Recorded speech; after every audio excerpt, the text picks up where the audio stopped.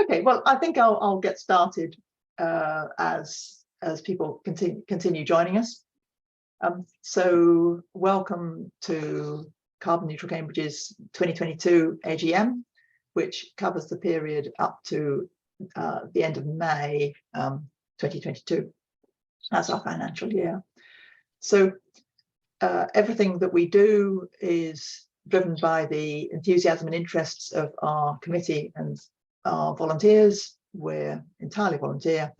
So I thought we'd start off by asking the committee to introduce themselves. So to kick things off, I'm Anne Miller.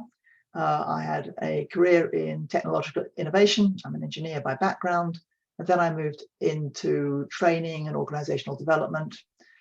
And I retired my little company earlier this year. And now my current work is virtually all about climate change and helping the transition to the low carbon economy. So, I don't know, James, if you'd like to.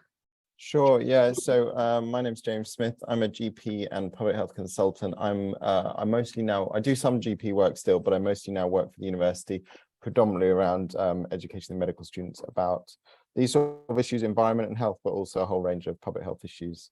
So I try and support CNC when I can, and yeah, work with Anne. Okay, good. And I think actually I'm not seeing any. Oh, Richard, would you like to introduce yourself? And you're muted. Oh, no. Sorry, you're talking to. Would you just like to say a few words? Oh, yeah, of course, yes. Sorry, not Richard Hales. Sorry, Richard Townsend. No, I was going to say there must be another Richard out there. Yeah. Sorry, there has been. I was muted, Anne. No, I just introduced myself.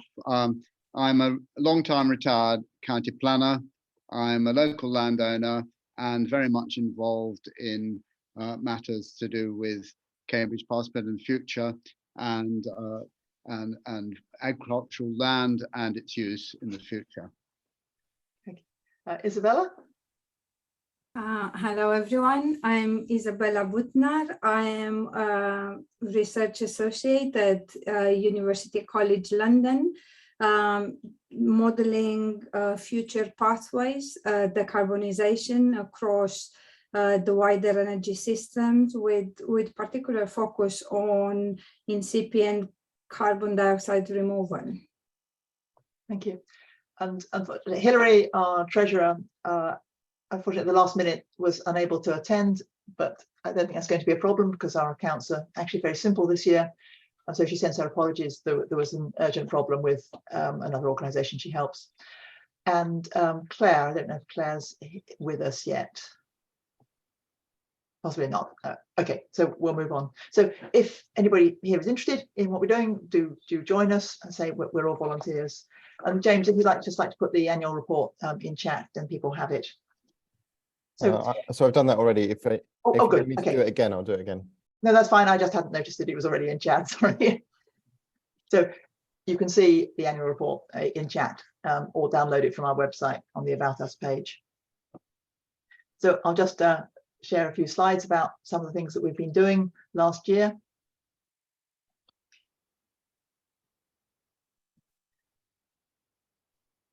So really the main activity last year, as it has been for a few years, relates to the Greater Cambridge Local Plan, which, as you may remember, in November last year, there was the consultation about the draft plan. And we had a good look at this, and we were very much in favour of the net zero carbon homes policy that was proposed in that, which would basically mean that all new homes that were built had to be quite close to Passive House standards, not quite at that level, but very substantially better than a normal new build home. And that would put us at one of the top local authorities in the country. Not quite the top, but definitely in the top group. So we were very much supporting of that. We did think there were too many new homes being proposed in an area of lots of water stress and excessive overdevelopment, but we mobilised to help people know that we supported the zero carbon homes policy. To do that, we printed a whole load of leaflets and we helped mobilise the COP26 rally last November. And we're handing out lots of leaflets there. And finally, when the results of the consultation came in, there was very strong support shown for this policy. And Emma Davis from the Greater Cambridge Planning Department said, we have a very strong level of support for the net zero policy, likely from you helping to mobilise support. So we thought that was what we wanted to do. We did quite a lot of engaging with organisations behind the scenes, which included the Cambridge City Council environmental health people. I'm encouraging them to be stronger on enforcing the minimum energy efficiency standards, and also had an online meeting with the Local Resilience Forum, which is the group in the region that does emergency planning, to help and provided some resources to them to help them get better at responding to climate change. We also upgraded our website, so do have a browse. I think James will put the link in the chat. So it's a bit clearer about what we do. We've also got now a much clearer resources section, and all the articles that we write for Cambridge Indie every month and other things are there on our blog. And the most recent one was the bonfire of our rights that Rhys Mogg is attempting to do with his revocation of all EU law. So I urge you to have a look at that and get involved. Our accounts last year have been very simple. We haven't had any grants, we haven't needed them. We spent just over 200 quid on Zoom license and website, and 100 quid printing some leaflets. So you can see that also in our annual report. So I don't know if there's any questions. I will stop sharing that. So we'll see if there's any questions.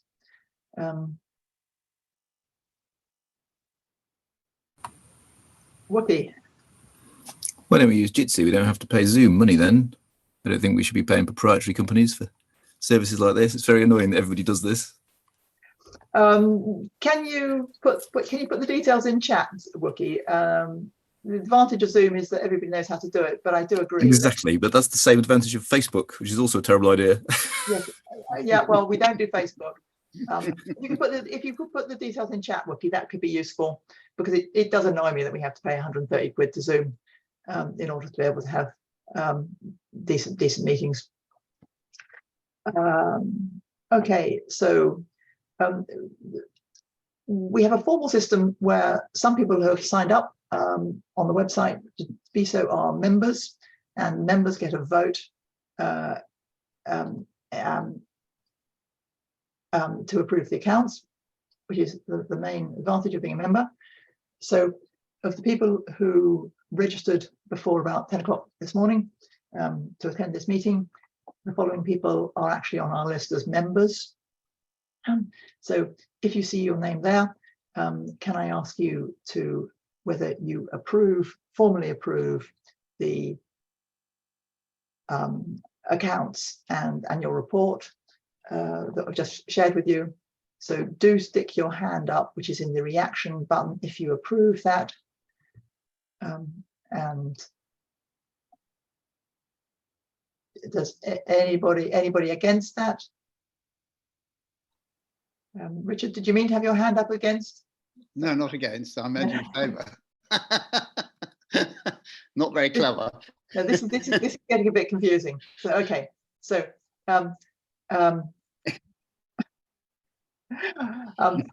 is anybody let's try it this way. Is anybody against approving the accounts? Okay, NEMCON, no one against approving the accounts.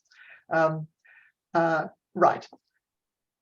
It's much easier to do, isn't it, when you've actually got us all physically here. So I will now share my screen again, and we'll just share a few thoughts about a few things that we are planning for the future. The first thing that we've started getting involved in is finding sites suitable for a very interesting group that's starting up called bigsolar.coop, and they are looking for sites sort of the size of a couple of tennis courts on buildings where they will for free put solar on and then sell the power that's generated to the building owners, occupiers, at less than the current, significantly less than the current price of electricity. So it's a good deal for everybody. And we think we may have found the odd site on Addenbrooke's and other local hospitals that might be suitable for this, and they're in discussion with them thanks to some introductions by Richard. And so if anybody is interested in getting involved in that, do let us know, and we can give you details, or you can have a look on our website or the bigsolar.coop website. The other activity is an event we're planning. We have more than planning. We have happening next weekend at the Museum of Technology on healthy soil, healthy food. And is Claire with us? Claire, do you want to say a few words about it? Yeah, hello everyone. Yes, next Saturday is very exciting as the end of the Cambridge Sustainable Food event. We are organising healthy soil and healthy food. We are showing some short films that we made for Carbon Neutral Cambridge last, when is it, Anne, now? We showed them in February 21, a webinar. And so we're going to show the short pieces, not the long 38-minute. And we will look at how farmers are lowering their reliance on fossil fuels and how they are improving their soil. And all of this will be around discussions with farmers at the event. So we have got some of the farmers who have featured and others who are doing incredible things in Cambridgeshire. We've also got a fantastic soil scientist who's worked with us before called Lizzie Sagu, who is with an organisation called ADAS, and she's coming along to be involved and talk to people. And we're going to run, it'd be kind of family run event. She's bringing soil for people to touch and discuss, and farmers are bringing examples of grains, etc., for people to have a look at. So it'll be very dynamic and should be a really special end to that, well, this incredible week that Cambridge Sustainable Food are organising. Okay, thanks, Claire. So you know, if you're interested, if you register, very family friendly, we hope. James has put the link into chat. So, right, unless there's any further questions or comments on the AGM part of this, we will move forward. Okay, good. So it's my great pleasure to introduce Richard Hales, who is Energy and Sustainability Manager at now I've got to get this right, at Cambridge University NHS Foundation Hospital Trust, which locally we all know of as Addenbrooke's and Rosie Hospitals. He also chairs the NHS East of England Regional Sustainability Network, and before that, some of us knew him as Head of Sustainability and Climate Change at South Cambs District Council. And before that, I gather, in 2002, Richard did a PhD in Sustainable Development and Land Use Planning Policy at Sheffield University. So it's my great pleasure to have Richard talk to us about the green plan at decarbonisation plan of the NHS Foundation Hospital Trust. So Lovely. thank you very much, Richard. Thanks, Anne. That's great, and thanks for inviting me. Real pleasure to be here. I've got the usual collection of slides which I can run through. Could you just enable the sharing there, Anne? Oh, sorry.